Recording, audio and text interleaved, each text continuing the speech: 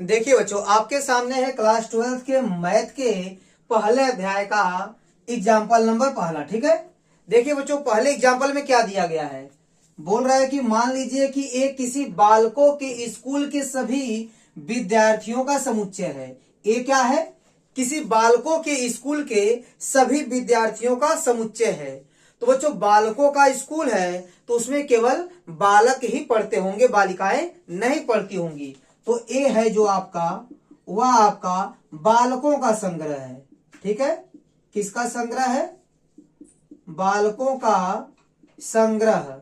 ठीक है, आप ऐसे लिख दीजिए, ए क्या है? सेट ए आपका बालकों का संग्रह है। ठीक है, इसके बाद ध्यान दीजिएगा बच्चों, क्या दिया गया कि दर्शाइए कि आर, जो संबंध आर है वो परिभाषित कैसे। देखिए, A B such that A B की बहन है। ठीक है, द्वारा प्रदत्त संबंध एक रिक्त संबंध है। ध्यान दीजिएगा बच्चों, ये जो संबंध आर है, ठीक है, परिभाषित कैसे है? ए बी सच दैट ए क्या है आपका? ए बी की बहन है। ठीक है, यह जो संबंध है वो एक रिक्त संबंध है, ये आपको दिखाना है। ध्यान दीजिएगा बच्चों, सेट ए से सेट ए पर परिभाषित है संबंध आर। ठीक है, और सेट ए बालकों का संग्रह है। ठीक है, मतलब इसमें केवल सभी बालक होंगे। जैसे मान लीजिए ए बी सी डी और भी एलिमेंट होंगे, यहां भी सेम एलिमेंट होंगे। ठीक है, लेकिन ए बी सी डी ये सब क्या है? सब बालक हैं। क्या है? बालक हैं। तो किसी भी बालक का संबंध किसी भी बालक से नहीं हो पाएगा। क्यों नहीं हो पाएगा? क्योंकि आर क्या बता रहा है आपका? ए का संबंध बी से तब होगा जब ए बी की बहन होगी। ठीक है, तो इधर भी बालक है और इधर भी बालक है, कोई भी बालक किसी भी बालक की बहन नहीं हो सकता। इसलिए किसी भी एलिमेंट का संबंध किसी भी एलिमेंट से नहीं होगा। ठीक है, और इसलिए आर आपका फाई के बराबर आ जाएगा। ठीक है, और फाई आपका क्या होता है? रिक्त संबंध होता है। ठीक है, आप यहां रीजन क्या लिखेंगे? आप यहां लिख दीजिएगा, चूंकि कोई भी बालक किसी भी बालक या खुद का बहन नहीं हो सकता, और इसीलिए आर आपका एक रिक्त संबंध होगा। ठीक है, आर बराबर मैं क्या लिखा हूं? फाई, जो क्या है? एक रिक्त संबंध है। ठीक है, अब बच्चों बात करेंगे इसके बाद। देखिए, आप लिख लेंगे, जो मैं बोला हूं उसको आप लिख लेंगे। ठीक है, अब ध्यान दीजिएगा बच्चों, आर डैश के बारे में क्या बोला है? कह रहा कि आर डैश बराबर, ध्यान दीजिएगा मैं यहां लिखता हूं, आर डैश बराबर क्या है? ए बी सच दैट ए तथा बी के ऊंचाइयों का अंतर 3 मीटर से कम है। मतलब ए और बी की ऊंचाई का जब अंतर निकालेंगे तो वह 3 मीटर से कम आएगा। ठीक है, तो ए तथा बी की ऊंचाइयों का अंतर कितना है? 3 मीटर से कम है। मैं इसको नहीं लिख रहा हूं क्योंकि बहुत ज्यादा है। ठीक है, आप समझ लीजिएगा। इसे यहां भी सभी बालक हैं। ठीक है, यही सेट 2 बार लिखा गया। ठीक है, तो किन्हीं भी 2 बालकों की ऊंचाइयों का अंतर हमेशा 3 मीटर से कम होता है। जैसे 2 बालकों की ऊंचाइयों का अंतर निकालेंगे, 1 फुट 1.5 फुट या 2 फुट, ऐसे ऊंचाइयों का अंतर हो सकता है। लेकिन बच्चों, जो भी अंतर आएगा वह अंतर आपका 3 मीटर से कम होगा। तो बच्चों, यहां आप क्या लिखेंगे? किन्हीं भी 2 बालकों के ऊंचाइयों का अंतर। ठीक है, किन्हीं भी 2 बालकों की ऊंचाइयों का जो अंतर होता है वो सदैव 3 मीटर से कम होता है। इसलिए आर डैश आपका सार्वत्रिक संबंध होगा। मतलब इसमें हर एक एलिमेंट आ जाएंगे। देखिए, जैसे ए का संबंध ए से हो जाएगा, ए का संबंध बी से हो जाएगा, ए का संबंध सी से, ए का संबंध डी से, उसी प्रकार बी का भी संबंध सबसे हो जाएगा।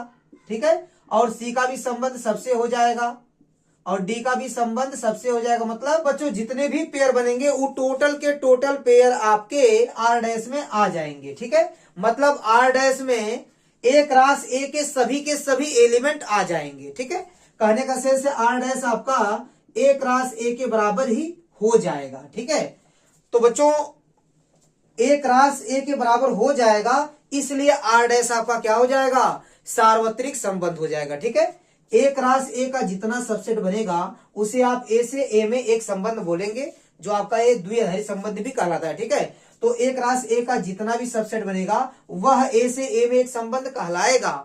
लेकिन बच्चों, यहाँ आपका जो आर डैश है पूरा का पूरा ए क्रॉस ए के बराबर ही हो गया। ठीक है, मतलब इसमें सबसे ज्यादा एलिमेंट होंगे, ठीक है, इसलिए यह सबसे बड़ा संबंध होगा, और जो सबसे बड़ा संबंध होता है उसी को हम लोग बोलते हैं सार्वत्रिक संबंध, ठीक है। और इसमें सभी एलिमेंट क्यों आएंगे, क्योंकि बच्चों कोई विद्यार्थी है उसका खुद से और अन्य विद्यार्थी से ऊंचाई का जो अंतर है वो हमेशा 3 मीटर से कम आएगा ही आएगा, इसलिए r डैश आपका 1 के बराबर हो जाएगा, और इसलिए r डैश आपका क्या होगा, सार्वत्रिक संबंध हो जाएगा, ठीक है। तो मैं जो बोला हूं वही आपको लिखना है, ठीक है।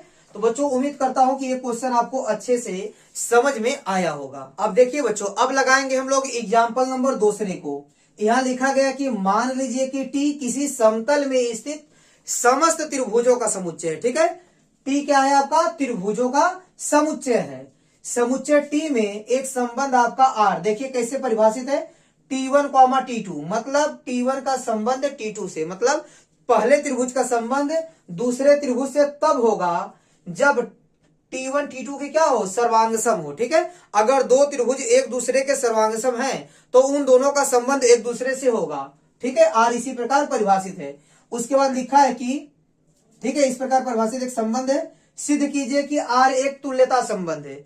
तो बच्चों तुल्यता संबंध किसे बोलते हैं, ऐसा संबंध जो स्वतुल्य भी हो, सम्मित भी हो और संक्रामक भी हो, जो तीनों होगा वही आपका तुल्यता संबंध होगा।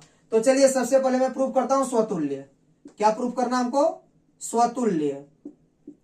चलिए चेक करते हैं स्वतुल्य है कि नहीं है, ठीक है। देखिए बच्चों स्वतुल्य में क्या करेंगे, आपको पता होना चाहिए कि प्रत्येक त्रिभुज स्वयं के सर्वांगसम होता है, ठीक है। इसलिए हर एक त्रिभुज का संबंध स्वयं से जरूर होगा, इसलिए यह एक स्वतुल्य संबंध है। स्वतुल्य का मतलब क्या होता है कि प्रत्येक एलिमेंट का संबंध स्वयं से होना चाहिए, यानी प्रत्येक त्रिभुज का संबंध स्वयं से होना चाहिए। तो यहां पर प्रत्येक त्रिभुज का संबंध स्वयं से होगा, क्यों, क्योंकि प्रत्येक त्रिभुज स्वयं के ही सर्वांगसम होता है। तो यहां लिखेंगे चूंकि प्रत्येक, यहां लिखेंगे चूंकि प्रत्येक त्रिभुज स्वयं के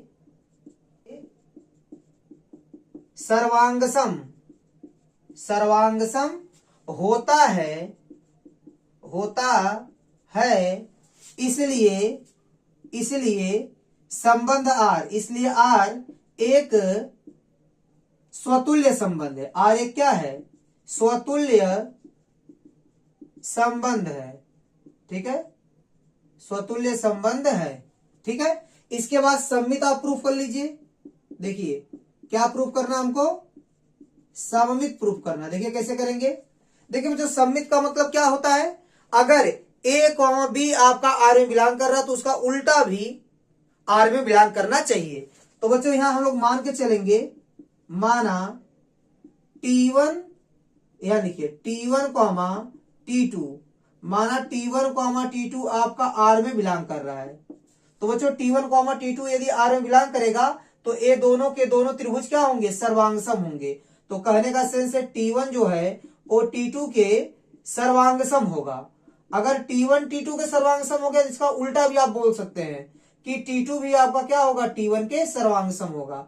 अगर T2 T1 के सर्वांगसम है तो T2, T1 भी आर में बिलोंग करेगा। तो देखिए बच्चों T1, T2 आर में बिलोंग कर रहा था, तो इसका उल्टा T2, T1 भी आर में बिलोंग कर रहा है, इसलिए आप बोल सकते हैं कि आर आपका क्या है, सममित भी है। यहां बोल देंगे आप, इसलिए आर एक सममित संबंध है, ठीक है, सममित संबंध है, ठीक है। अब इसके बाद बच्चों आप संक्रामक को भी प्रूव कर लीजिए। तीसरा पॉइंट आपका हो जाएगा संक्रामक, ठीक है। बच्चों देखिए संक्रामक क्या होता है उसको समझिए।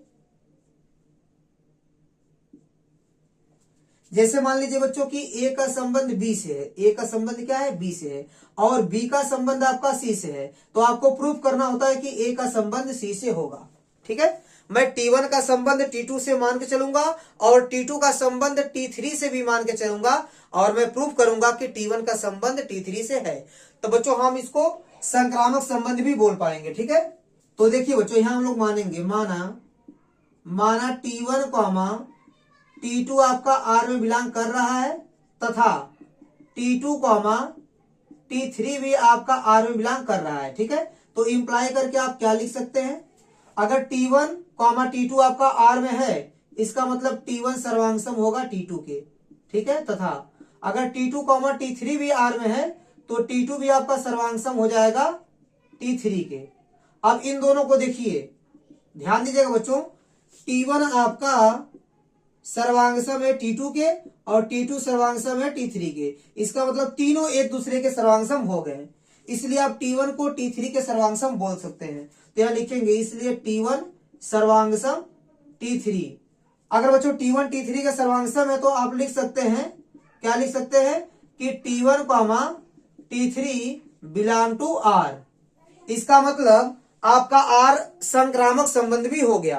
देखिए बच्चों, इसके नीचे आपको 2 लाइन लिखना है, क्या लिखेंगे आप लिख दीजिएगा, चूंकि R स्वतुल्य, सममित तथा संक्रामक तीनों है, इसलिए R एक तुल्यता संबंध होगा, इसलिए R एक तुल्यता संबंध होगा, ठीक है। इतना लिख देंगे, आपका एक क्वेश्चन कंप्लीट हो जाएगा। आपने स्वतुल्य, सममित और संक्रामक तीनों प्रूव कर दिया, तो आप बोल सकते हैं कि R आपका तुल्यता संबंध होगा।